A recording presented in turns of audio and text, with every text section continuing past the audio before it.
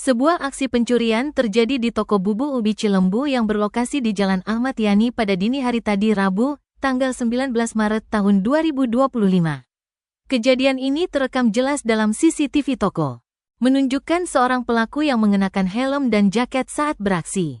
Dalam unggahan akun Instagram Denpasar Cerita, pelaku terlihat membuka rolling door toko, lalu masuk dan mengambil 2 tabung gas LPG.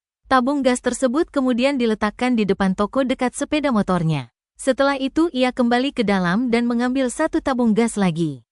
Selain itu pelaku juga sempat menggeledah sesuatu di atas meja sebelum akhirnya keluar membawa semua barang curiannya.